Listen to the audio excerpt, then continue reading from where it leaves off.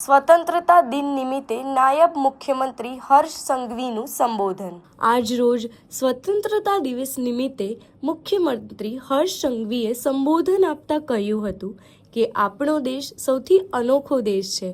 આજે સૌ સાથે મળીને આઝાદી ઉજવી રહ્યા છે। આઝાદીને 100 વર્ષ પૂર્ણ થવામાં 20 વર્ષ બાકી છે।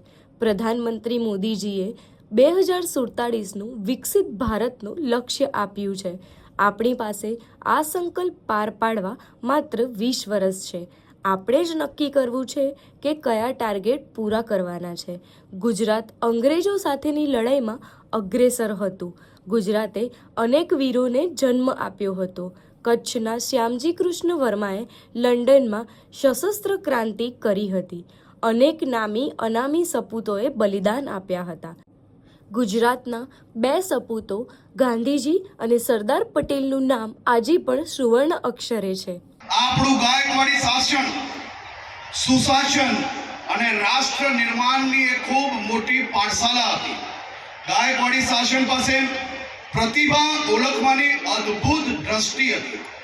બંધારણના ઘડવૈયા ડોક્ટર બાબા સાહેબ આંબેડકરની પ્રતિભા મહારાજાઓએ ઓળખી।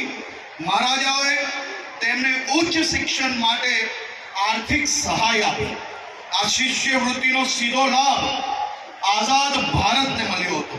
વડોદરાની ધરતીએ દેશને અનેક સામાજિક ક્રાંતિ સૂર્ય પણ આપ્યો। આ ધરતી પરથી સામાજિક સમાનતાના આંદોલનનું રણસિંગું ફૂંકાયું।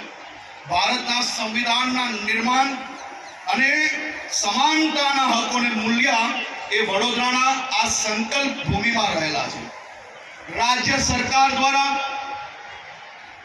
वडोदरानी आ संकल्प भूमि ने